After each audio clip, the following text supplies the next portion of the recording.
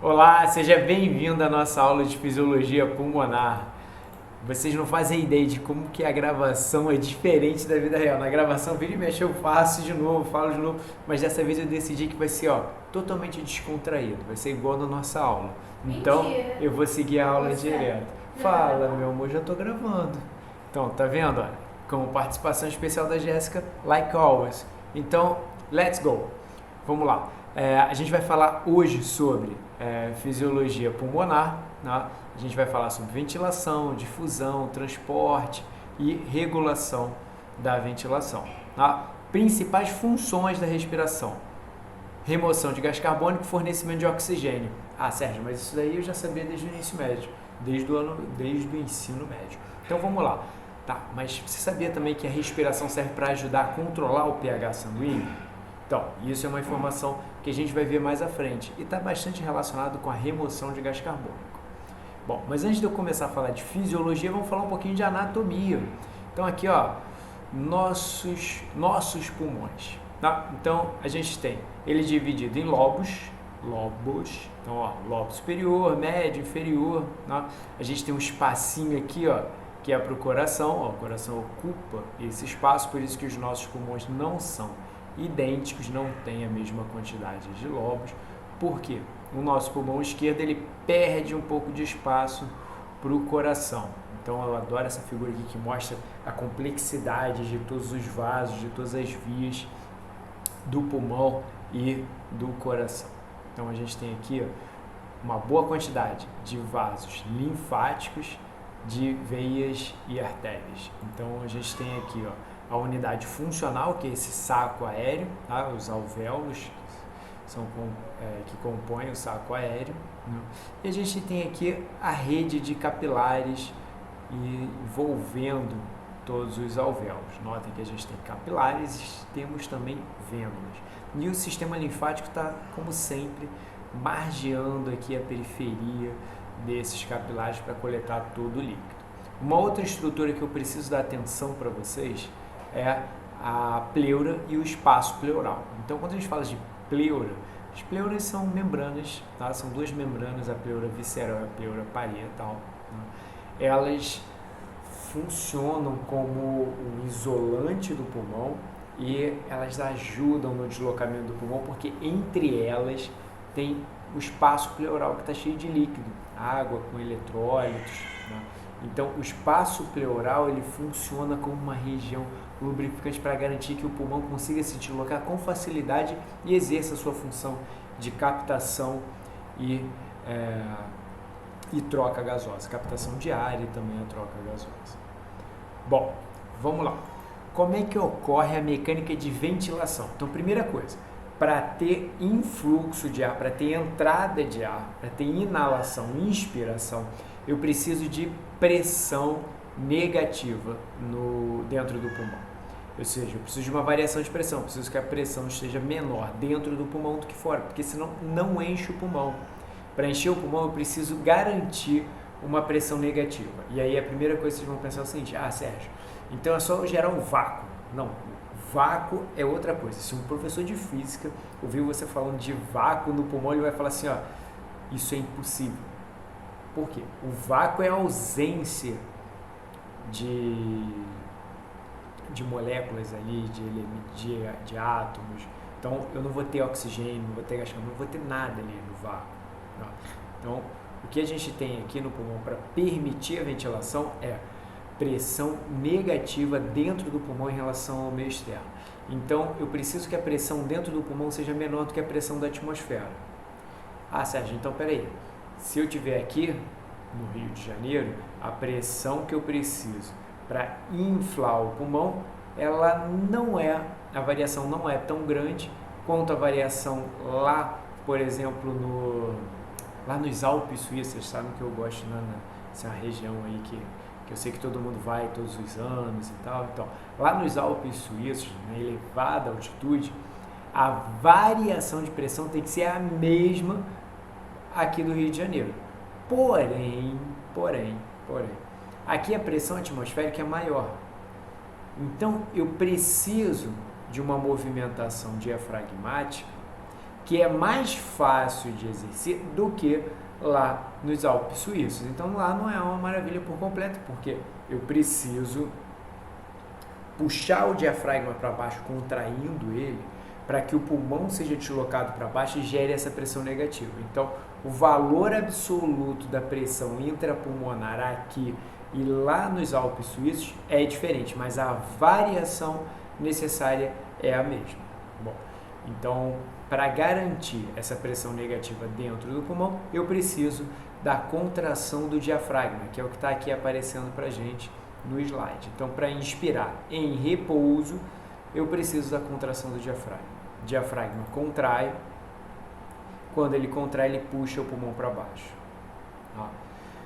Quando ele puxa o pulmão para baixo, gera uma pressão negativa no pulmão e o ar entra. Pressão negativa menor do que a pressão atmosférica. Então, quando eu falo de pressão negativa, é uma pressão menor do que a pressão atmosférica. Mas se for falar do ponto de vista físico, ali a pressão, o valor absoluto não é negativo. Bom, só é menor do que a atmosfera. E aí, para colocar o ar para fora, o que a gente precisa fazer? Que é a exalação ou expiração. Para expirar, eu preciso relaxar o diafragma. Relaxo o diafragma e aí todas as estruturas vão voltar para o local. Vão voltar por quê? Porque elas foram esticadas. O pulmão foi esticado, cavidade torácica, o estômago e outras vísceras abdominais, eles foram empurrados para baixo. Por quê? Pelo diafragma, porque o diafragma, ao se contrair, empurrou todo mundo para baixo e puxou o pulmão para baixo também, gerando essa pressão menor do que a pressão atmosférica, então o ar entrou no pulmão.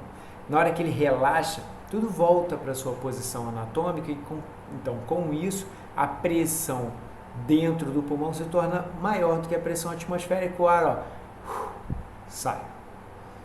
Sérgio, então, para respirar adequadamente, que é aquilo que o pessoal faz, por exemplo, numa aula de pilates, numa aula de relaxamento e tal, é o que? Respirar no repouso com o movimento do abdômen.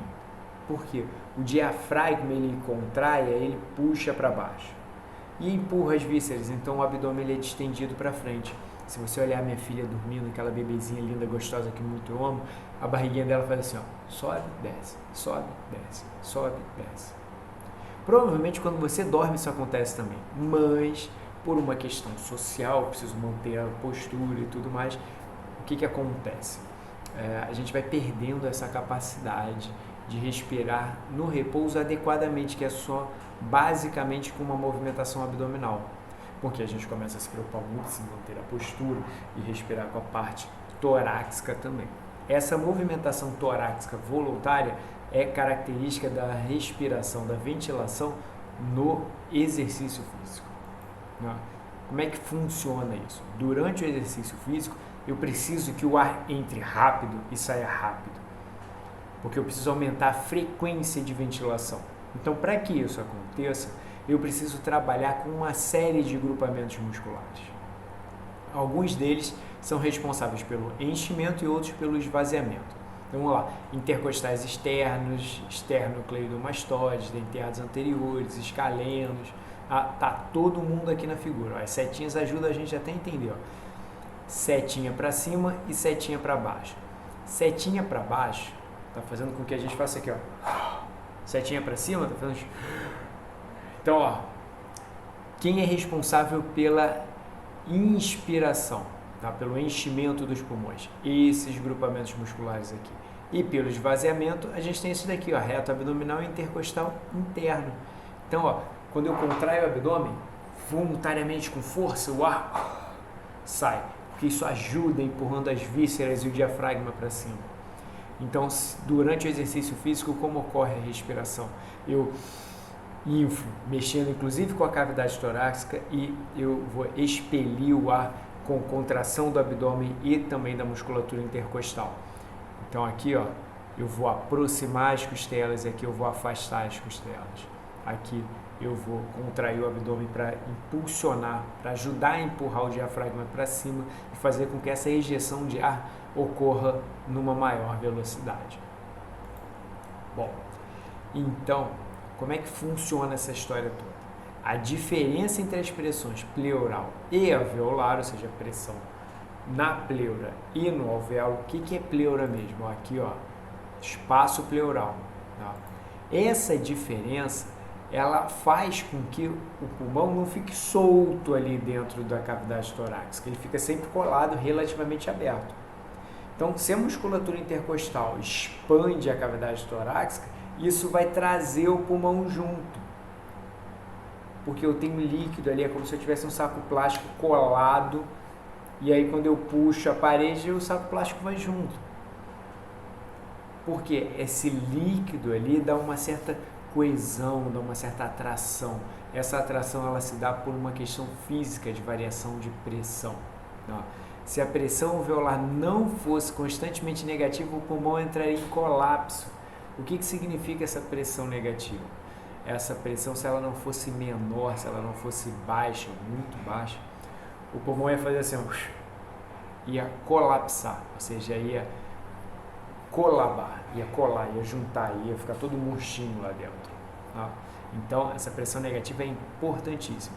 Como que a gente garante essa pressão negativa? O sistema linfático está sempre drenando o líquido dali e garantindo essa pressão baixa, essa pressão negativa. Tá? O surfactante, tá, é uma substância tensoativa produzida pelo epitélio pulmonar, composto principalmente de fosfolipídios, proteínas e íons. O que esses surfactantes fazem? Eles quebram a tensão superficial da água.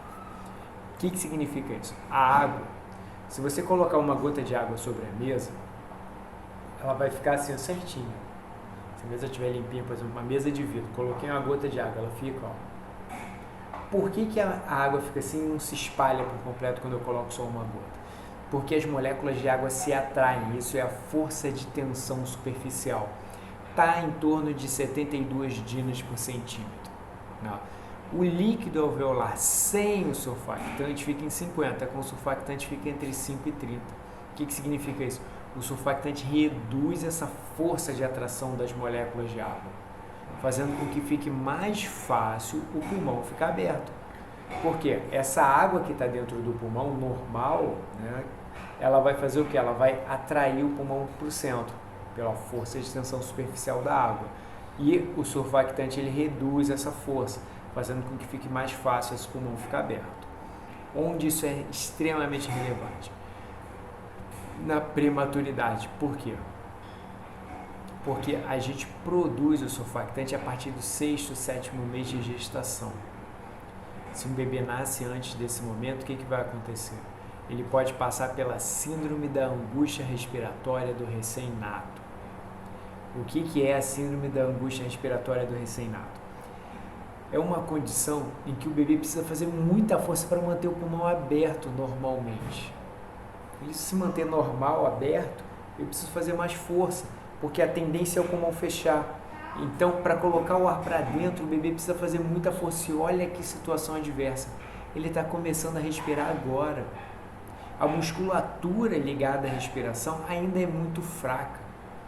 Conforme a gente vai respirando, essa musculatura ela vai se tornando mais forte, principalmente nas primeiras horas e dias, principalmente nos primeiros dias. Então, um bebê recém-nato que não tem surfactante, o que vai acontecer com ele? Ele vai precisar fazer mais força. Sendo que, além disso, ele é recém-nato, a musculatura dele não está completamente formada. Então, ele tem muita dificuldade de respirar. Aí vocês vão falar assim, Sérgio, então por isso que a incubadora ela é importante? Ela é importante por muitos fatores, e um deles é esse, porque ela vai garantir uma pressão, uma quantidade de oxigênio adequada para facilitar a respiração desse bebê. Então, se eu aumentar a pressão de ar sobre ele, vai ficar mais fácil de encher esse pulmão de ar. Uma outra coisa que acontece é o seguinte, existem medicamentos que vão estimular precocemente a produção desses surfactantes, então também vão ajudar a evitar a síndrome da angústia respiratória do recém-nato. Bom, voltando aqui, vamos lá. Então, já sei como que eu respiro. No repouso, com o diafragma, na atividade física, em momentos tensos, eu vou respirar com o diafragma e com um monte de músculo esquelético. Musculatura abdominal, esternocleidomastoide, musculatura intercostal interna, externa. Bom. Então, essa musculatura ela vai sendo trabalhada ao longo do tempo. Se eu tenho o hábito, por exemplo, de correr, eu estou trabalhando essa musculatura e isso me ajuda a respirar melhor.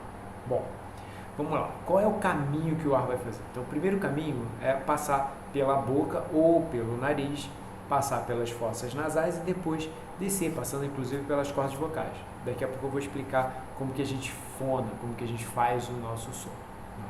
Depois disso, ele vai seguir para traqueia, brônquios e bronquíolos. Tá?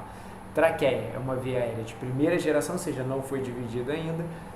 Brônquios são uma via aérea de segunda geração. Significa que eu dividi uma vez. Então, não tinha divisão, dividi uma vez, agora eu tenho a segunda geração, que são os brônquios. Tá?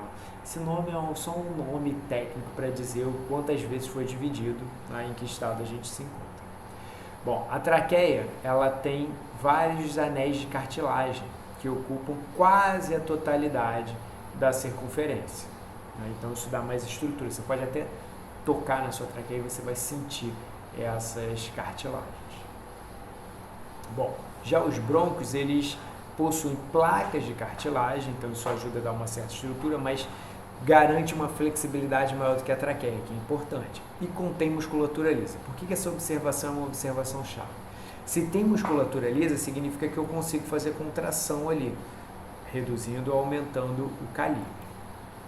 Depois a gente segue para bronquíolos. Bronquíolos possuem progressivamente menos musculatura lisa. São vias de terceira a 25ª geração, ou seja, divide 25 vezes. Tá? São muito flexíveis, não tem cartilagem. Tá?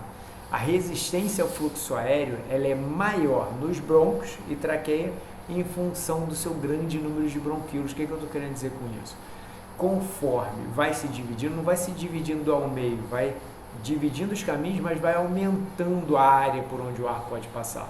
Então é como se eu tivesse uma estrada, essa estrada se dividisse, uma estrada, por exemplo, com 4 faixas, e aí ela se divide, tem uma agulha. Ao invés da agulha roubar uma das faixas, passando a ser uma agulha para uma faixa, para uma via, e 3 faixas para outra, não, ela faz o seguinte, ó, tem a agulha e nessa agulha eu encontro mais 2 faixas e a via ela continua com mais 4. Então, conforme eu vou fazendo curvas, saindo pelas agulhas, eu vou encontrando um fluxo mais fácil.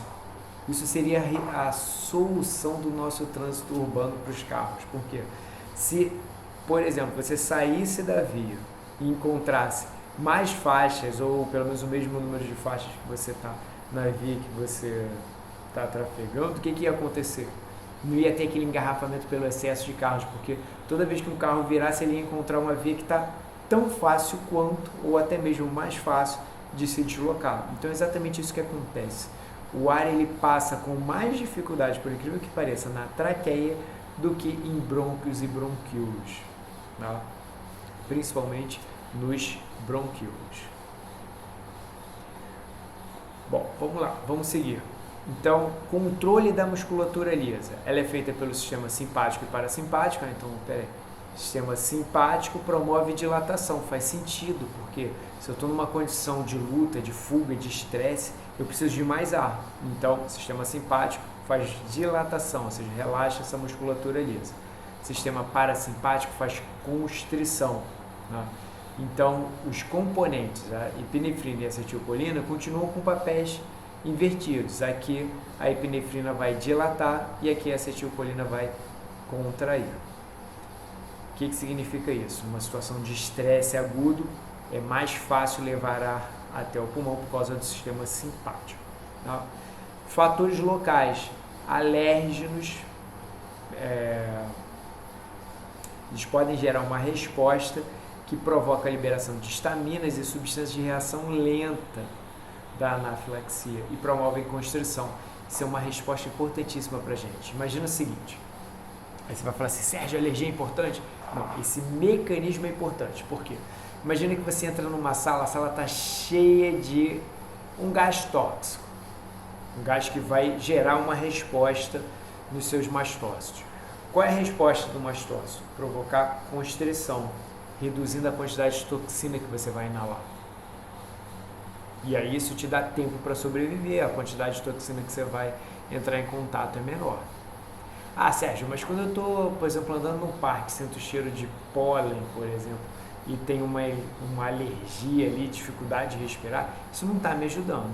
Sim, porque a reação foi exagerada e foi contra um componente que, na grande maioria das vezes, é inofensivo. Então, o problema da alergia não é o mecanismo em si, mas o problema é que esse mecanismo está sendo ativado numa condição inadequada, não está te protegendo, pelo contrário, está te prejudicando. Mas o mecanismo, quando funciona em resposta a agentes que realmente são nocivos e com uma resposta dimensionada para a quantidade de ataque, esse mecanismo é ótimo para a defesa. Imagina que você entra numa sala que está pegando fogo. Você vai ter essa resposta, vai reduzir o volume dos seus bronquíolos, menos ar vai chegar no seu alvéolo, menos ar vai passar, menos toxina vai passar para o seu sangue. É claro que se você conseguir dentro de um pequeno período de tempo sair dali, gradativamente o fluxo aéreo vai retornar. Tá? E a gente pode utilizar medicamentos, tá, que vão ajudar nessa questão. Por exemplo, a atropina, que inibe a acetilcolina. Lá na bombinha, por exemplo, é um dos tipos de medicamentos que a gente encontra naquelas bombinhas que são broncodilatadoras. Na verdade, não vai dilatar todo o sistema, vai dilatar principalmente os brônquios, porque a gente encontra musculatura lisa ali. Tá? Bom, então, esse ar, para chegar até o pulmão, ele precisa passar pelo nariz, e no nariz ele é condicionado. O que significa isso? Ele é aquecido, umidificado e filtrado. Onde? Nas fossas nasais. Aí você vai falar assim, Sérgio, eu vi isso daqui quando eu estava pesquisando sobre o teste para o Covid. Então, aquele cotonete vai passar até as conchas nasais ali para captar possíveis unidades virais que estão presas aonde? Presas no muco. Então, o nariz, as fossas nasais, elas têm uma função importante não só para aquecer e umidificar, mas também para reter partículas maiores. Isso vai ajudar a reduzir o risco de infecção respiratória. Até mesmo os pelos que estão nas narinas, esses pelos também vão contribuir para uma proteção mecânica. Os movimentos desses cílios, que a gente encontra cílios aqui, esses cílios eles vão conduzir as partículas para a faringe, onde são deglutidas. Aí você vai falar assim, Sérgio, mas espera aí, você está me dizendo que se eu respirar, entrei numa sala, tinha muita poeira, os cílios vão levar isso para eu deglutir? Exatamente. Então, os cílios na parte baixa da via aérea vai levar para cima esses elementos, e na parte alta para baixo, até a laringe, onde a gente vai deglutir isso. Então, você deglute boa parte das impurezas que você respira e elimina elas junto com o conteúdo fecal. Olha que confusão isso aí, mas é exatamente isso que acontece. Você respira, vamos supor, com certeza vão vir várias partículas que não são interessantes. O nosso ar é extremamente poluído, principalmente nas grandes cidades. Essas partículas, elas vão ser deslocadas até a laringe e depois eu vou degluti-las, tá? Junto com a saliva, junto com a água, junto com o alimento. E aí vocês vão falar assim, Sérgio, eu lembro que o Covid estava sendo identificado nas fezes. Como que funciona isso? Eu vou deglutir o Covid? Sim. Você pode deglutir unidades virais, sim. Porque se ele ficar retido no muco e os movimentos ciliares conseguirem deslocar ele até a laringe, ele vai ser deglutido. Então, há um tempo atrás, tinha alguns estudos epidemiológicos que buscavam identificar a quantidade de unidades virais do Covid no esgoto das diversas regiões, para poder saber qual região tinha maior presença desse vírus. Então, esse é um dado verdadeiro, super atual. Bom, só que tem alguns elementos que vão gerar alguma irritação, e aí eu posso ter como resposta uma tosse ou um espirro. Se vai ser tosse ou espirro, depende de onde é essa irritação. Se é uma irritação mais alta, eu vou ter um espirro. Se é uma irritação mais baixa, eu vou ter tosse. Então, por exemplo, você está com uma irritação na parte superior, em narina, fossos nasais, você espirra. Se for mais baixo, você vai ter uma tosse. Tá? Bom, como é que é o espirro? Se eu pedir para você imitar um espirro, você vai fazer assim, tchu. Exatamente isso que acontece. Primeiro você tem uma resposta de inalação de ar, depois epiglote e cordas vocais se fecham, tem a contração dos músculos expiratórios, aqui ó, os músculos expiratórios. Então, quando o sujeito espirra, ele ó, dobra o abdômen, isso é esperado. Não. E aí o que vai acontecer em seguida? Ocorre uma ejeção explosiva de ar em até 160 km por hora. Isso é um espirro. Um espirro bem dado sai com essa pressão toda. Bom, vamos falar sobre voz, vocalização. Então, a nossa voz, você só vai me escutando porque eu estou conseguindo produzir fonação, articulação e ressonância. Aí você vai falar assim, Sérgio, mas você não tem uma voz bonita. Eu também acho, não gosto muito da minha voz não. Mas você vai falar assim, Sérgio, tem como a sua voz melhorar? Tem até um certo limite. Por que até um certo limite? Porque ó, a fonação é o movimento das pregas vocais que produzem vibração na laringe. Então tem aqui ó, as diferentes formas de abrir, de controlar as cordas ou as pregas vocais para gerar os diferentes tons. Mas eu tenho a parte da articulação, que é a movimentação dos lábios, língua e palato mole. Então a gente articula as palavras com a movimentação voluntária, lábios, língua e palato mole. Bom, a gente consegue treinar a fonação e a gente consegue treinar a articulação das palavras, mas a gente não consegue controlar a nossa ressonância, ou seja, como que o som ressoa por essa cavidade acústica que é a nossa cabeça. Boca, nariz, seios paranasais, faringe, cavidade torácica, isso tudo contribui para a sua ressonância. Combinação, fonação, articulação e ressonância vai dar a sua voz, sua característica única de voz. Aí você vai falar assim, Sérgio, então você não vai conseguir nunca ser um tenor, por exemplo. Consigo produzir alguns sons, mas com uma qualidade tão boa assim? Não, difícil. Tem um grupo, que era uma família que todo mundo cantava super bem, a voz deles era linda, que é a Fat Family. Eu sou o mais velho aí, vai lembrar. Então, eles tinham uma ótima ressonância. Tem atores, tem cantores que preservam, por exemplo, alterações de estrutura dentária, de mandíbula e tudo mais, para manter a sua ressonância. Tem alguns outros que quando fazem cirurgias estéticas e mexem, por exemplo, fazendo uma harmonização facial, a voz muda. Muda porque a ressonância mudou. Tá? Então, assim que a gente tem a nossa voz. Bom, vamos falar agora do volume de sangue nos pulmões. O pulmão atua como um reservatório de sangue. Por quê? Tem muitos vasos ali, muitos vasos no pulmão. Toda vez que eu preciso fazer uma expiração forçada, ou seja, que eu preciso colocar o ar para fora com força, isso aumenta a pressão mecânica no pulmão, fazendo com que uma maior quantidade de sangue saia do pulmão e vá em direção ao coração, aumentando, portanto, o débito cardíaco.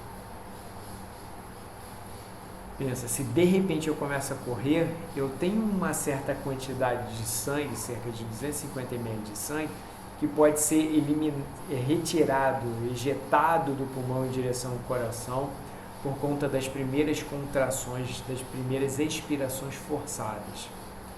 Então isso vai aumentar o volume de sangue para o meu corpo. Distribuição de sangue. A diminuição de oxigênio alveolar provoca vasoconstrição local, redirecionando o fluxo sanguíneo. Isso é brilhante, brilhante. Por quê? Pensa o seguinte, tá aqui o seu pulmão, bonitinho. E aí você tem a brilhante ideia de, por exemplo, começar a fumar. fumar cigarros convencionais. Tá? Não vejo muito sentido nisso, mas tem gente que curte. Tá? Aí o sujeito começa a fumar. Aí, conforme o tempo vai passando, algumas regiões pulmonares começam a ser lesionadas. Tá? Aquela região que foi lesionada, que não consegue mais garantir um bom aporte de oxigênio, o que vai acontecer? Aquela região passa a receber menos sangue, o sangue começa a se deslocar para outras regiões, fazendo com que os primeiros sinais clínicos de um indivíduo fumante de longo prazo não apareçam logo de cara, assim, rapidamente. O indivíduo começa a apresentar os sinais e sintomas do fumo, as consequências, as sequelas do fumo, depois de um tempo. Por que isso? Porque a gente tem mecanismos de compensatórios a essa redução de capacidade pulmonar, para garantir que a taxa de oxigenação se mantenha adequada. Provavelmente você deve conhecer alguém que teve Covid e depois do Covid ficou com dificuldade de respirar, ficou com dificuldade de fazer atividade física, ficou com dificuldade de realizar atividades rotineiras e se sente bastante cansado. Minha mãe é uma pessoa que está assim, né? Então minha mãe sobe um lance de escada e fica muito cansada. Por quê? Ela teve Covid, uma parte do pulmão dela foi lesionada pelo vírus e isso fez com que ocorresse uma diminuição da capacidade respiratória. Ela consegue fazer as coisas? Consegue, mas com um pouco mais de dificuldade. Então, o fluxo de sangue pelo pulmão dela não está mais igual era antes. As regiões que estão lesionadas, com tecido fibroso, que foram atacadas pelo vírus, elas recebem agora uma quantidade de sangue muito pequena, não fazendo troca. Tá? Então, o sangue ele vai se deslocando para outras regiões. E, além disso, existe um efeito que a gente chama de efeito hidrostático. Como é que funciona isso? O efeito hidrostático é o seguinte: o pulmão, estou aqui com uma garrafa de propósito para mostrar para vocês. O pulmão é como se fosse essa garrafa aqui. A quantidade de sangue que tem ali nos alvéolos, que está passando pelos capilares, vai ser maior na parte baixa do que na parte alta. Por quê? Por conta da gravidade.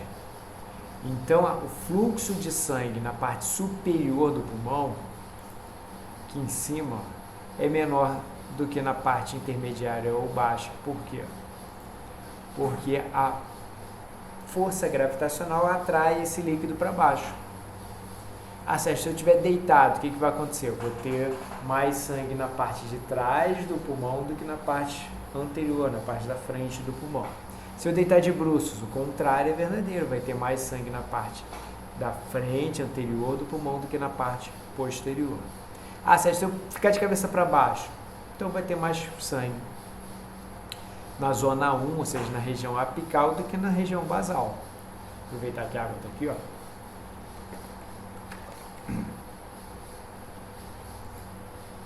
Bom, então o fluxo sanguíneo no pulmão ele é intermitente na zona 2, ele é quase ausente na zona 1 e ele é constante na zona 3.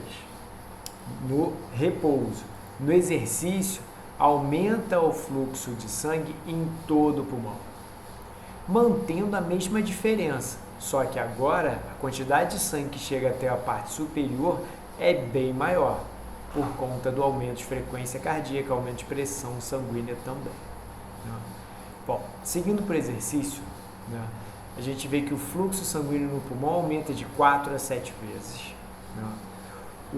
Ocorre um aumento no fluxo de ar, e esse aumento de fluxo de ar inibe a liberação de vasoconstritores no pulmão. Então, o ar entra com mais facilidade, flui mais sangue e o débito cardíaco aumenta. Então, isso vai ajudar bastante, principalmente no início da atividade física. Pressão sanguínea pulmonar se altera muito pouco, porque os capilares eles vão se abrindo, tem a distensão das artérias, dos capilares e arteríolas, e isso vai aumentar o fluxo sanguíneo, garantindo que a pressão fique praticamente inalterada. Bom, vamos lá, vamos seguir. troca gasosa. Como ocorre a troca gasosa? A troca gasosa ocorre por difusão. Tá? Não gasta energia, os gases passam com muita facilidade pelas membranas. Tá? A difusão efetiva é o saldo final do deslocamento dos gases. Então, o que vai definir se vai ter mais ou menos difusão efetiva é a variação de pressão, como a gente já viu anteriormente. Ó, pressão e volume. Tá? Então, existe uma relação entre pressão e volume. Quanto maior a pressão, tá? Eu vou precisar de um volume menor para garantir a mesma troca gasosa. Se a pressão for baixa, eu vou precisar de um volume maior gasoso para garantir a troca. E ainda tem uma outra questão importante que a gente precisa ter em mente, que está até mesmo ligada com a doença do mergulhador, a doença descompressiva. Se eu aumentar a pressão aqui, ó, tenho um experimento em que eu vou pegar um êmbolo, vou colocar um líquido e colocar o gás. Se eu aumentar a pressão sobre esse êmbolo, mais moléculas vão fazer parte do líquido.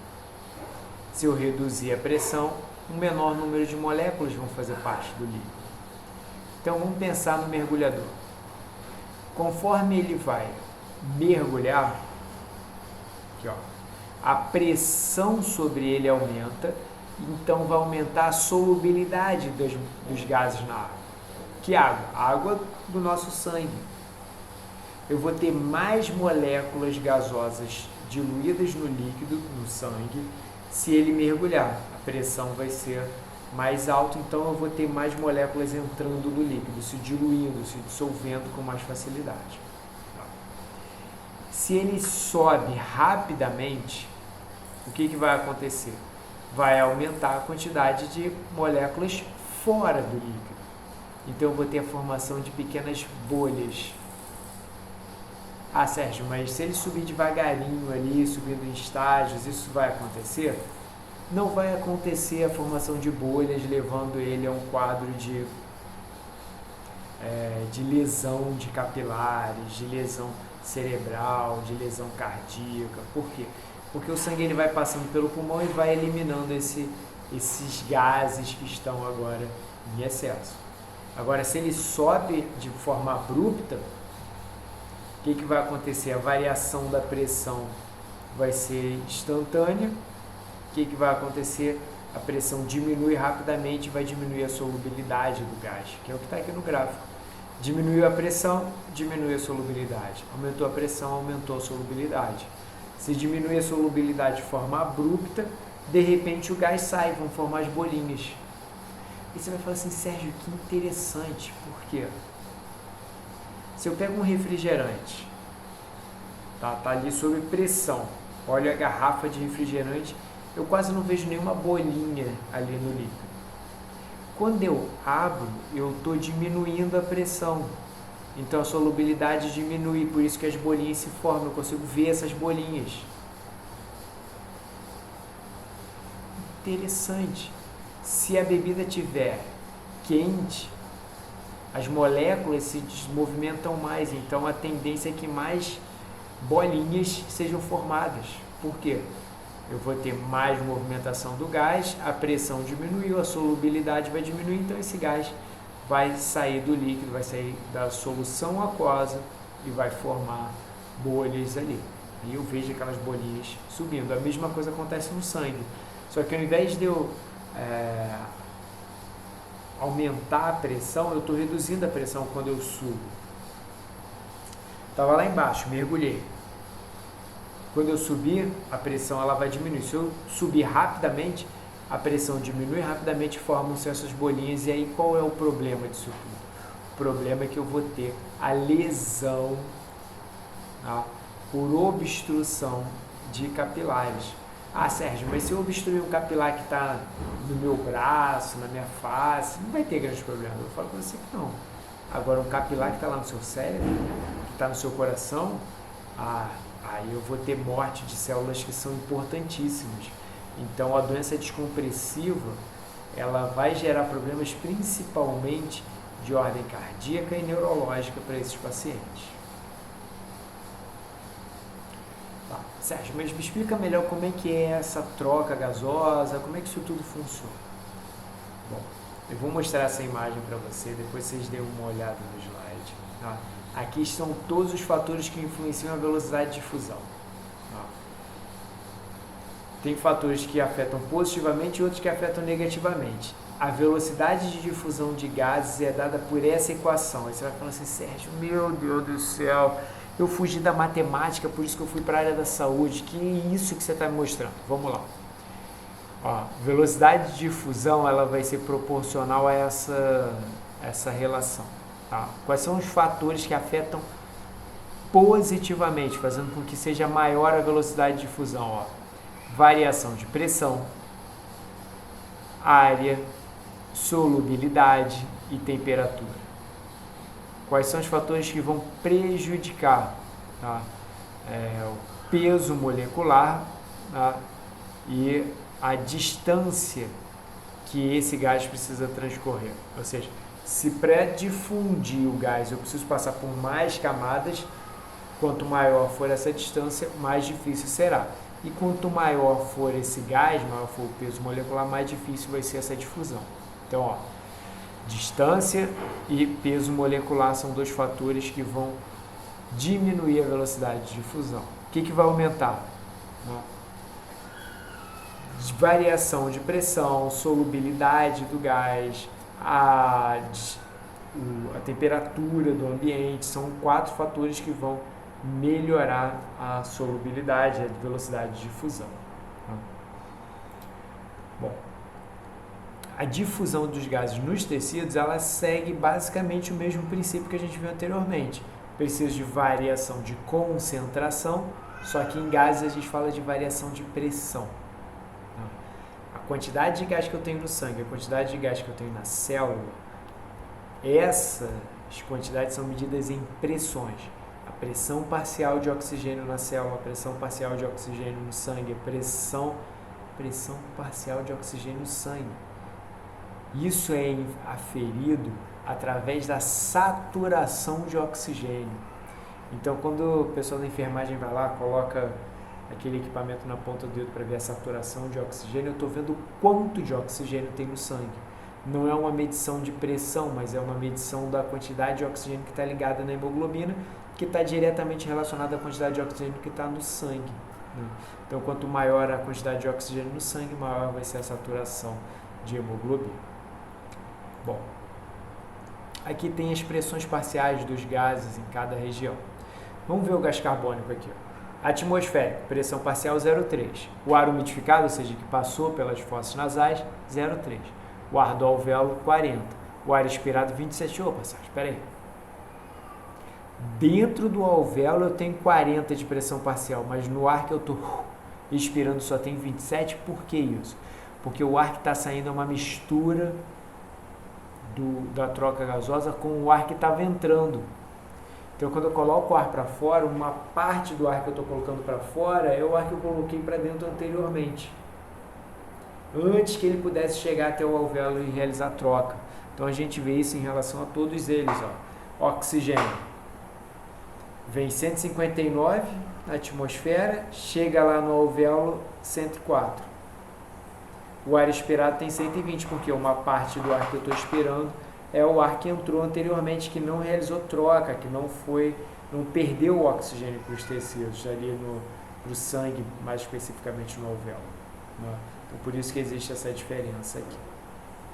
Ah, Sérgio, espera aí, o que você está querendo dizer com isso? Estou querendo dizer que você precisa de pelo menos 16 movimentos de respiração para conseguir garantir uma troca completa, ou quase completa, do ar que está dentro do seu pulmão.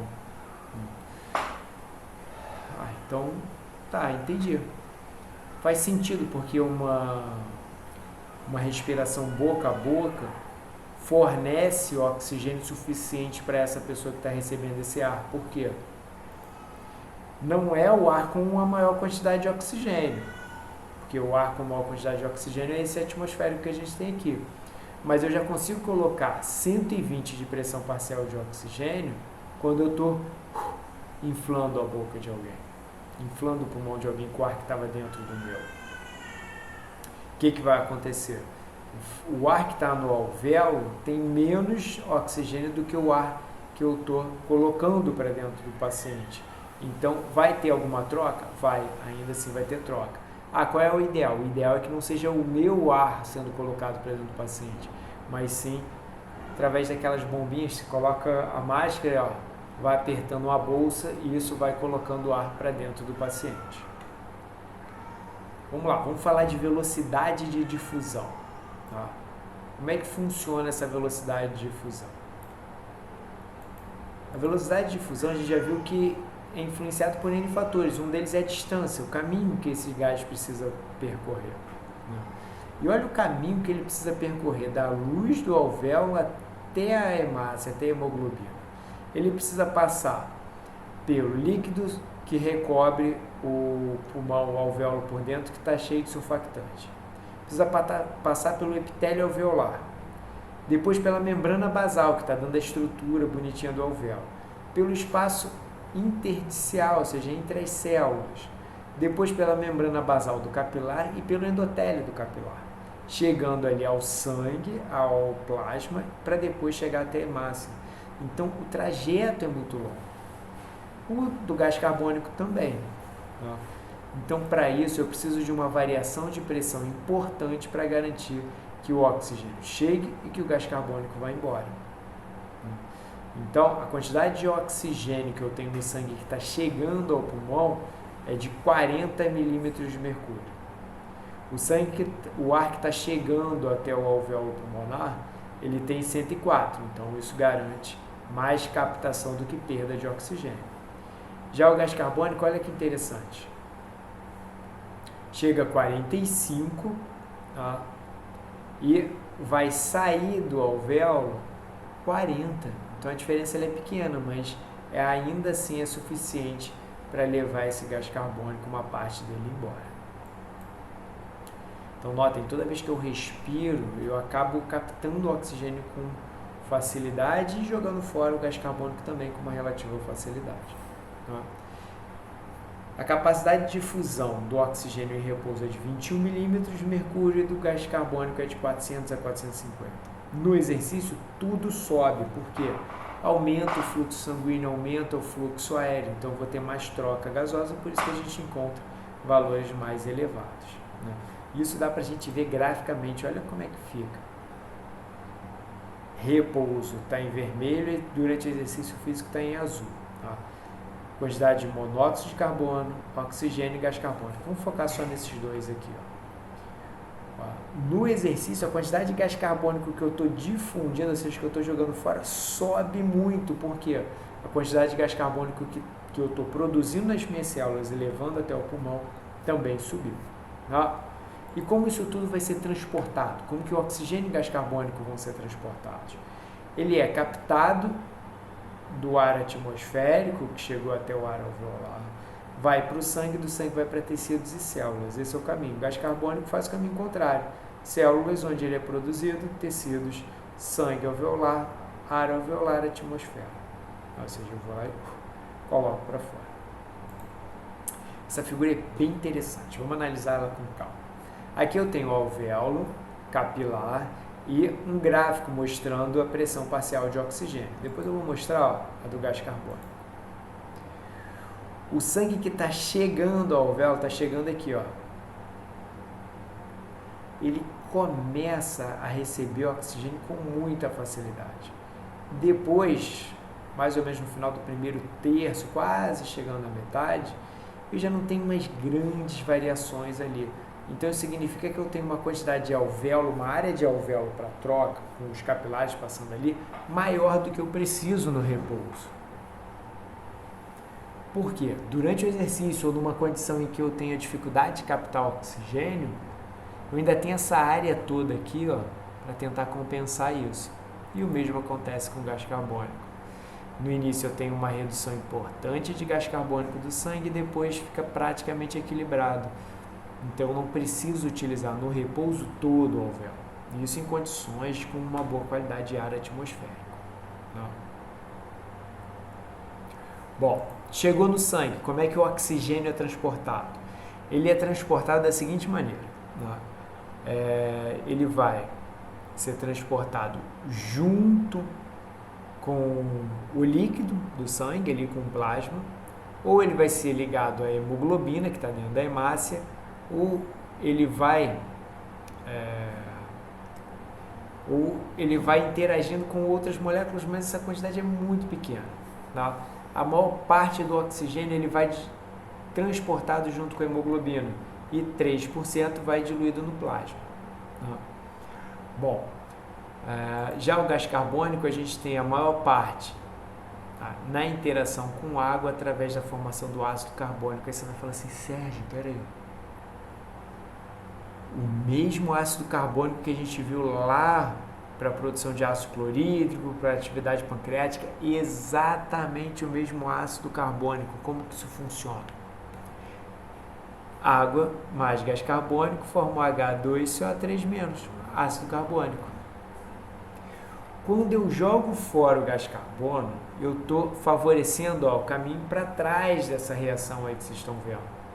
Tem o ácido carbônico sendo quebrado, sendo dissociado em água e gás carbônico.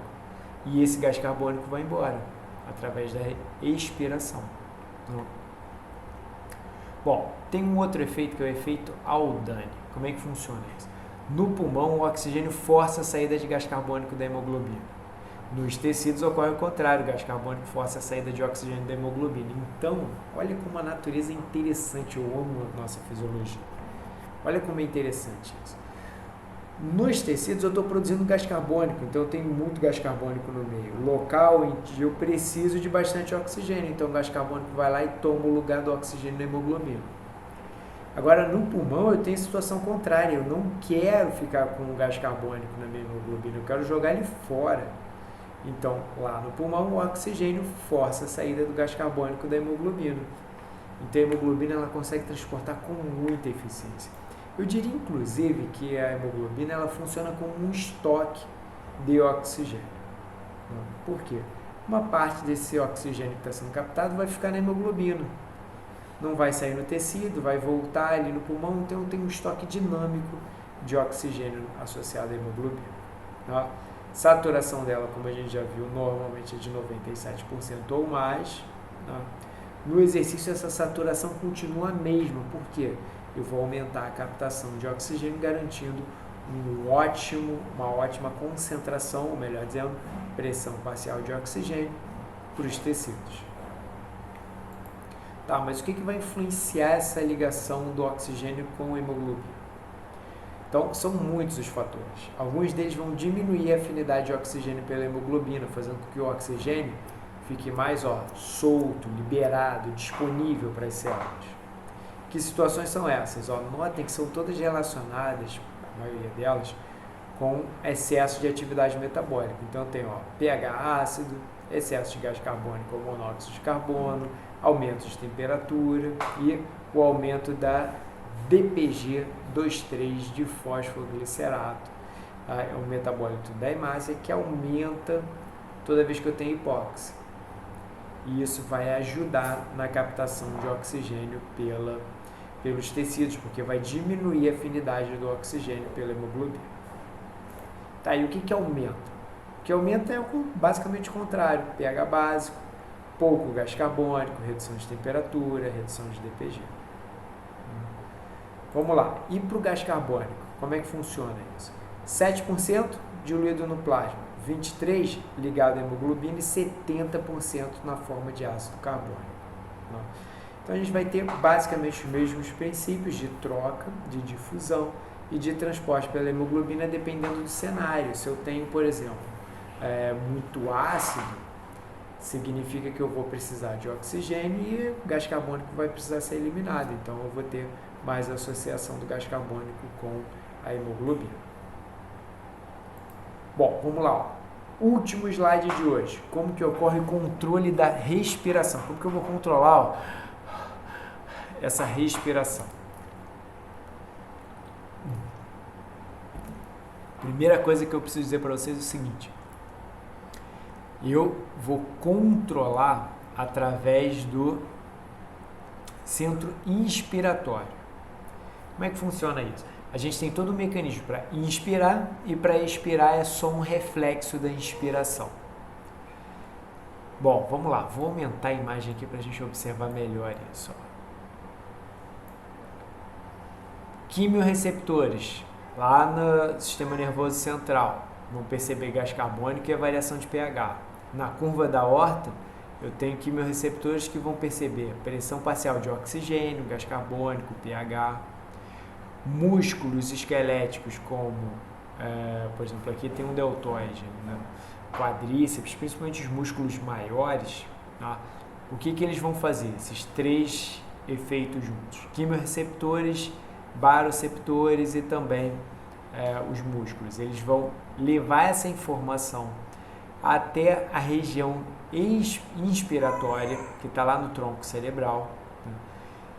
Que vai responder fazendo o seguinte, ó, inspira mais através da musculatura intercostal e do diafragma. A expiração, como a gente está vendo aqui, ó, ela é um reflexo da inspiração. Toda vez que eu inspirar, eu vou expirar, porque eu tenho uma resposta do centro expiratório, que está ali do ladinho do centro expiratório, que vai promover a contração dos músculos necessários para aumentar a pressão dentro do pulmão e, portanto, fazer expiração. Bom, com isso, espero que vocês tenham entendido todos os conceitos que eu passei, mas com isso eu fecho a parte de respiração. A gente está entrando numa parte da disciplina que eu preciso dar uma aceleradinha e por isso a gente teve uma aula um pouco mais enxuta de sistema respiratório. Tá? Qualquer dúvida, pergunta na aula, pergunta depois, pergunta lá pelo WhatsApp, que eu estou aqui para ajudá-los a entender melhor da fisiologia.